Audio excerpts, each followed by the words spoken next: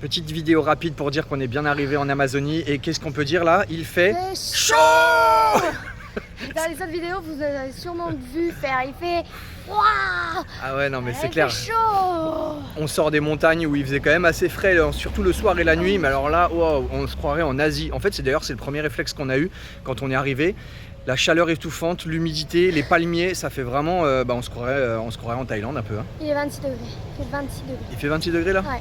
Bon ok, et donc juste pour dire, on est arrivé donc ce matin avec le bus Siva et franchement agréable surprise. Incroyable. Ouais, on a super bien dormi, le bus est clean, le service est nickel, on a eu le droit à un sandwich, une boisson, il y a même une couverture. Un petit chocolat, Un petit chocolat, au citron, une couverture. Non franchement, contrairement aux avis qu'on a pu lire à droite à gauche, c'est la 3e compagnie qu'on prend, on a pris Cruz del Sur et Movilbus quand même, donc les grosses compagnies du Pérou. Honnêtement, moi je trouve que Siva, c'est le meilleur confort qu'on ait eu jusqu'à présent. Ouais. Donc voilà, ça fait plaisir. Et là, on est donc en train d'attendre rien du tout. En fait, on va se diriger pour aller prendre un bateau. Et voilà, j'expliquerai un petit peu plus tard. Bisous. Il fait chaud.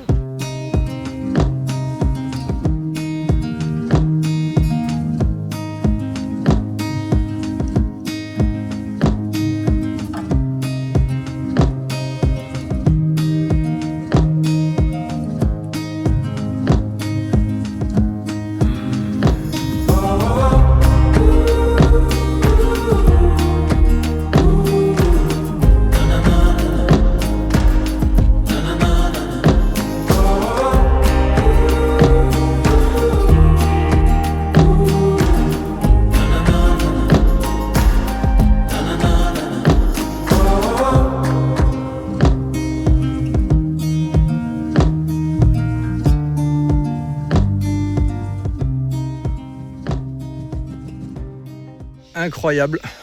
Voilà où on va loger pendant 2 nuits.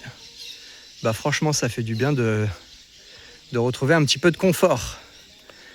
Après pas mal de nuits fraîches à Cusco, on est dans un cadre incroyable, vraiment magnifique. Je sais pas si ça s'entend, mais il y a des oiseaux dans tous les sens. Voilà, là les filles elles sont à la chasse aux animaux, là je suis pas trop... enfin voilà, je vous fais une petite visite des lodges où on s'apprête donc à passer 3 jours. Et là-bas, je sais pas si vous voyez là tout au fond, une piscine. Et comme un gros idiot que je suis, j'ai pas pris mon maillot de bain, donc il va falloir que j'en achète un. Je sais pas combien ça coûte, mais c'est pas grave, il faut absolument que j'en achète un parce qu'il est hors de question que je me baigne pas, sachant qu'il il fait 33 degrés. J'ai trop envie d'en profiter. Bon allez, je vous fais quelques petites images quand même de l'ensemble du lodge.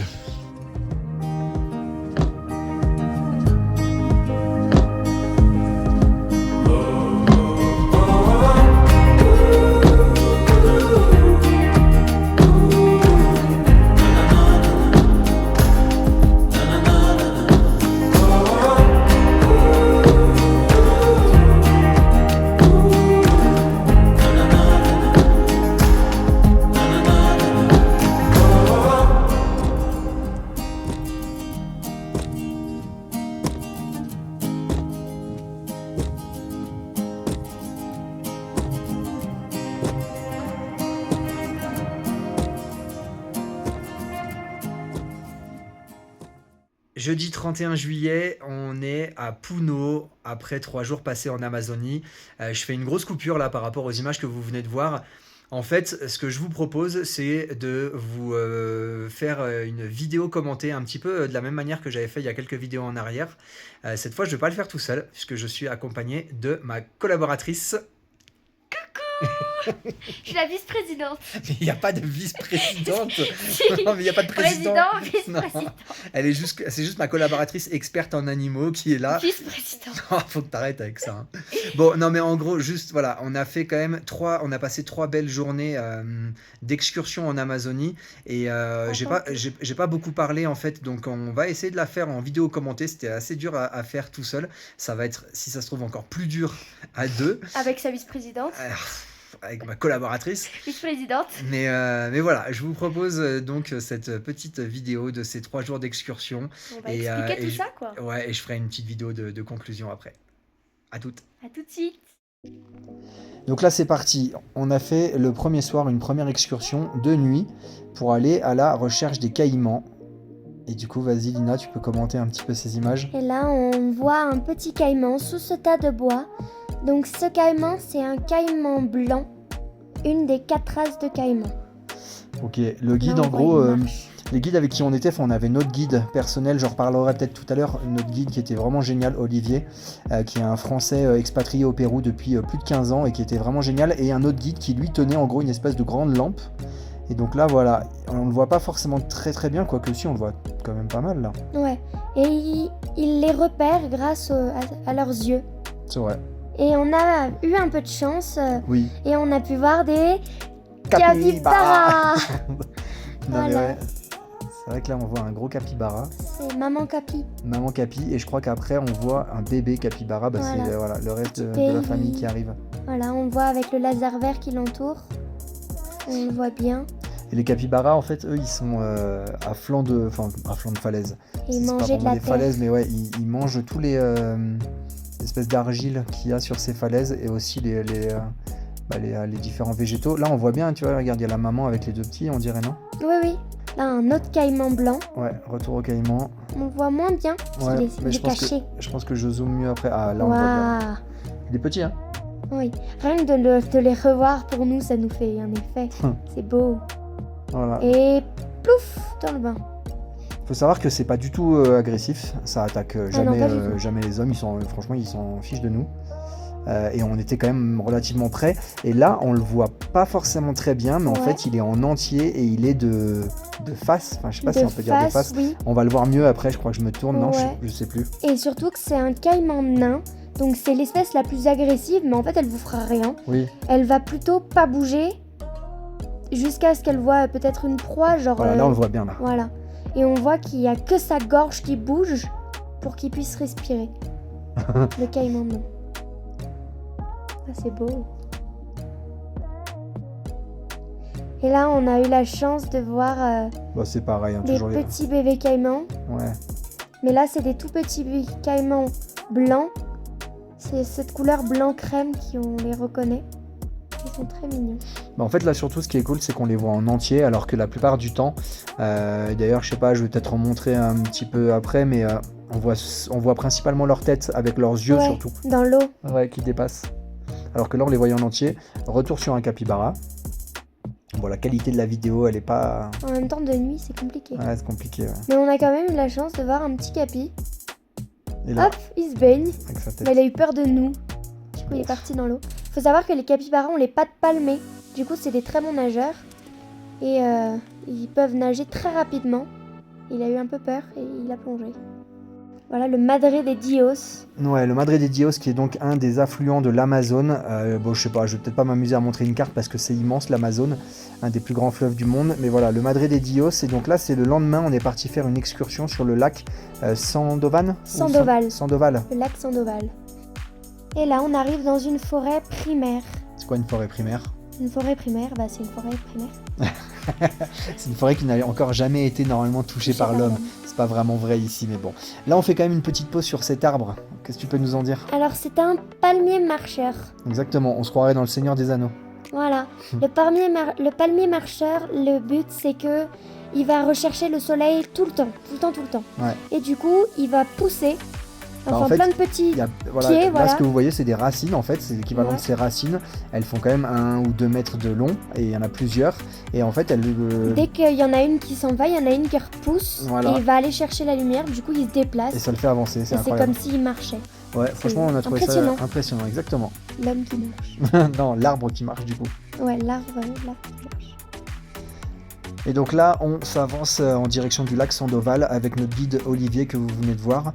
Et bon, ouais, je vous filme quelques différentes espèces d'arbres. Il faisait pas un temps incroyable d'ailleurs, ouais, étonnamment, il a fait beau quand on y est arrivé. Le lendemain, on a eu droit à une grosse pluie.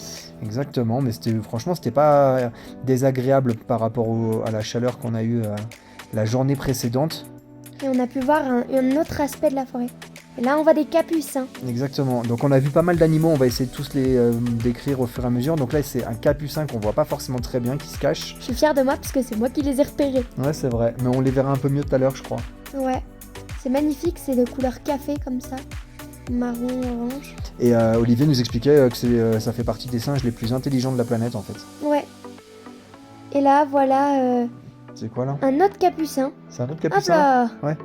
Il nous a vu, il a dit, je suis pas photogénique, moi je m'en vais. Si, là. En fait, ce qu'ils font, c'est qu'ils mangent, de toute façon, tout simplement. Ouais. Ils passent leur temps à manger. Ils passent leur temps à manger des petits fruits qu'on voit. Mm. Et maman avait adoré les capucins parce que dès qu'ils finissent de manger, poum, ils le jettent par terre. Oui, ils jettent tout par terre. Ouais. Les Ben, branches, les feuilles. on a failli des fois même presque se prendre des trucs. Ils finissent les fruits, boum, ils laissent tomber par terre. Les branches, boum, ils laissent tomber par terre. C'est très marrant. Et c'est très mignon aussi. Voilà, on est sur la réserve de Tombopata. Ouais, la C'est- réserve nationale Tombopata. Et en gros, voilà, on prenait des petites barques comme ça. C'était trop marrant parce qu'en Trop fait, bien. ouais, c'était cool. Et en fait, les canaux sont artificiels. Ils ont été créés exprès. Par contre, le lac que vous allez voir juste après est immense. Il est naturel. Et lui, pour le coup, il est entièrement naturel. Et là, on a un petit oiseau qui s'appelle C'est quoi un coral soleil. Ah oui, corail soleil, bien vu. Un petit coral soleil, un long bec, et on a eu le couple. Ils sont, ce que nous a expliqué Olivier, ils sont très rarement tout seuls, ils sont souvent à part d'eux. Et On alors, avance sur ce petit canal, très mignon. Et on nous a expliqué qu'on pouvait voir différentes choses sur ce lac. Donc on espère qu'on aura de la chance et qu'on va pouvoir voir plein de trucs. donc on là, arrive on sur arrive ce dans lac. sur le lac. Le lac Sandoval. Waouh, c'est beau quand même. Donc on est parti en 2 groupes, l'excursion d'un autre groupe et nous avec 2 filles, très sympa. Et on est parti chacun de notre côté. Là on voit c'est un oiseau serpent, il me semble. Ouais, c'est un oiseau serpent. L'oiseau serpent c'est on dirait un pélican. Un truc, non pas un pélican, on dirait un héron, une sorte de petit héron. Et on va voir peut-être un peu plus tard la femelle. Ouais, là, je prends juste quelques petites images quand même aussi de la forêt parce qu'elle est quand même magnifique. Et là c'est les oiseaux préhistoriques. Ah oui, et comment il s'appelait là Voisins je crois. Voisins. C'est ça les voisins? Ouais. Donc là, je disais, c'est la femelle oiseau-serpent qui prend la pose. Ouais, c'est vrai. Et on a Ça, vu c'est un héron. un héron cendré. Un héron cendré, ouais. C'est le plus grand des hérons. Et on est tombé sur une petite famille de singes hurleurs. Ouais. Il devait bien être 4. Ouais, là, c'est compliqué. Hein. J'utilise un zoom. Pas ouf. Bah, c'est pas ça. C'est que là, je zoome énormément avec mon téléphone et forcément, les images elles sont trop floues, mais c'est pas grave. Et là, on voit un Et là, on petit voit- caïman. Ouais, un Et la caïman. particularité, c'est qu'on voit une 3e espèce, le caïman noir. On le reconnaît par ses taches noires sur sa tête et son corps qui est normalement noir. Là, on le voit bien. Là. Et lui, en fait, ce caïman, il est apparu d'un coup. Il est sorti de l'eau. Chut. Oui, c'est vrai. Il est sorti. Il est à 2-3 mètres de notre barque. Ouais, et du coup, il a pas osé bouger, je pense. Il nous regardait, nous ziotait. Et la tête représente. Enfin, en gros, pour calculer son corps, il faut faire 7 fois sa tête, c'est ça, hein? Oui. Donc là, il est pas mal, hein, déjà, Ouais. lui. Hein. Il a une belle taille, je pense. Oui, je pense aussi. Mais les caïmans noirs, c'est forcément plus petit que les crocodiles, les alligators, mais c'est quand même sacrément gros.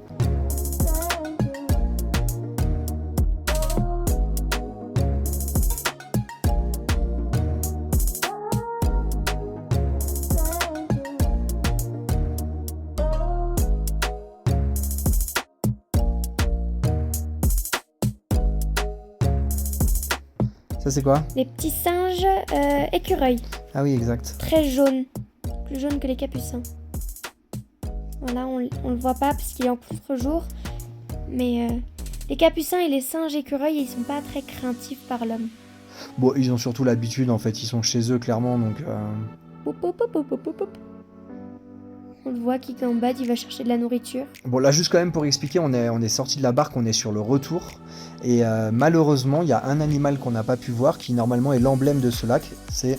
Les loutres, en fait, les loutres, il y en avait 6 il y a pas longtemps, il y en a déjà une qui a disparu. Ouais. Et là, c'est plus qu'une famille de 5, donc c'est très compliqué d'en voir. Ouais, elles sont plus que 5, c'est ce qu'on appelle des loutres géantes. Tiens, je vais mettre une petite photo là dans un Plus encadré. grande loutre du monde. Ouais, et donc voilà, c'est dommage, on les a pas vus. Et ouais, il y a toujours ces petits singes là qui font des acrobaties. Et là, juste pour le fun, je vous mets simplement le son d'un singe hurleur.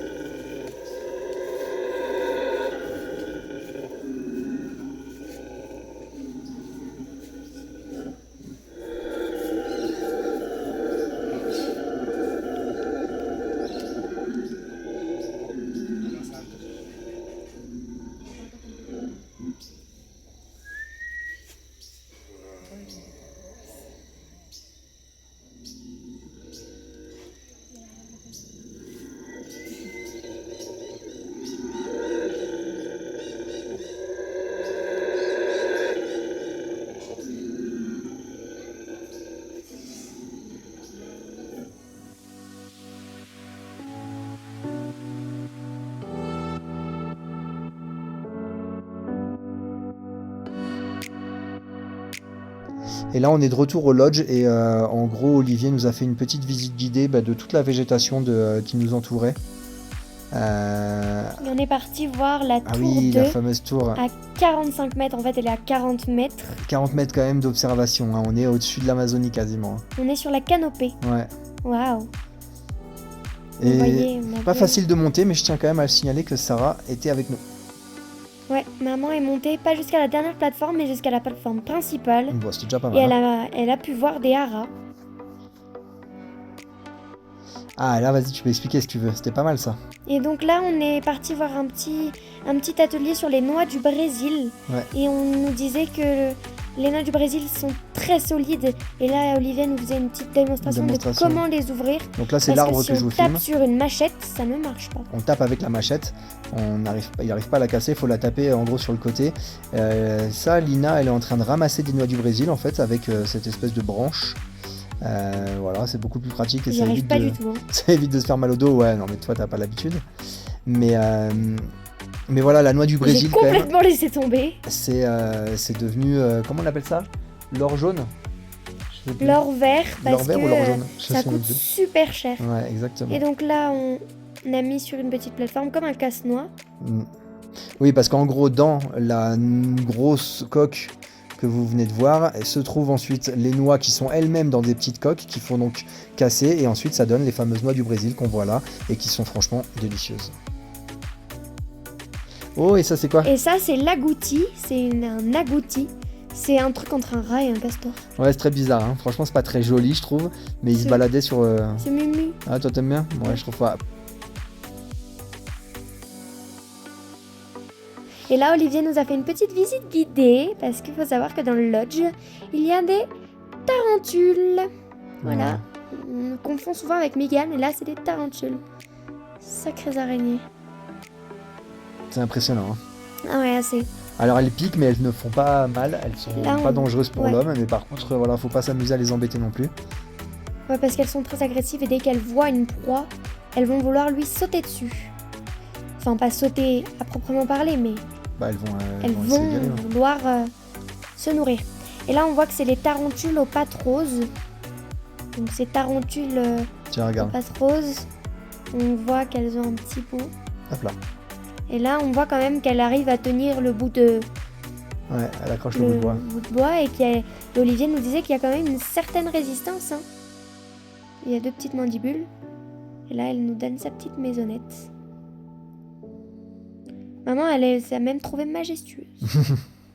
Ah, et ça c'était notre 3e jour, excursion sur la Colpa. Tu expliques? Alors la colpa, c'est une falaise d'argile où plusieurs oiseaux comme les haras, les perruches, les perroquets viennent se désintoxiquer car dans les fruits pourris ou trop mûrs, il y a souvent de la toxine. C'est ça? Ouais, c'est un peu ça. En gros, ça leur permet purger, de réguler leur alimentation. Elles viennent en fait manger cette argile qui est uniquement dans certains coins. Donc là, en l'occurrence, sur cette falaise. Et en fait, le plus sympa, surtout pour nous, c'était de voir l'espèce de balai. Puisque bah, c'est un rituel en fait, comme disait Sarah, c'est un vrai rituel. C'est Déjà on les régulièrement.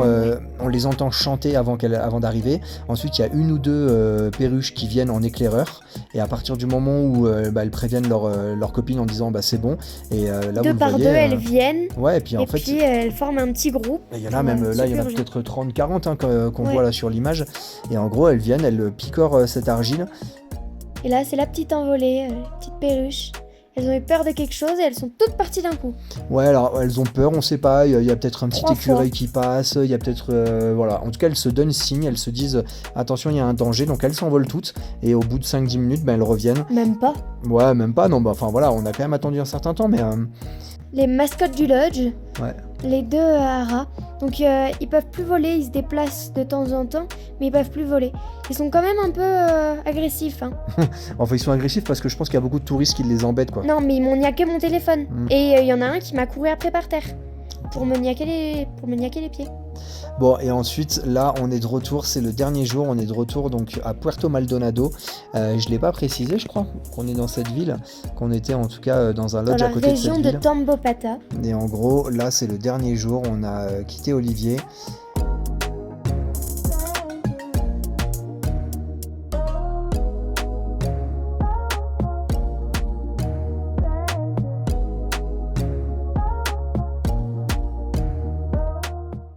Bon, j'espère que ça vous a plu, j'espère que c'était suffisamment clair avec avec ma collaboratrice Vice-présidente. qui veut plus vraiment parler. Vice-présidente. Pour conclure, on est donc à Puno. En fait, on a quitté donc l'Amazonie. On a pris un bus de nuit qui, contrairement à Siva, c'était l'inverse total. Je vais pas forcément en parler là pendant 3 heures, mais c'était compliqué comme trajet au niveau du confort. En fait, on a juste fait une escale à Puno. Puno, en gros, c'est la dernière grande ville avant la frontière bolivienne pour nous, mais c'est surtout au niveau du Pérou, la grosse ville qui est à côté du lac Titicaca. Aujourd'hui, ça a été journée repos, on s'est même pas baladé dans Puno. Demain, on reprend un bus à 6 heures du matin et ça y est, c'est officiellement le passage de la frontière pour notre prochaine destination, pour notre troisième pays, C'est là. Je dis Bolivie. rien. Mais si, mais tout le monde le sait. Donc direction la Bolivie. Et là, on va se poser un petit peu. On va rester 3 jours à Copacabana, qui est au bord du lac Titicaca, côté bolivien. Et ça donnera l'occasion de faire une prochaine vidéo. Allez, à plus!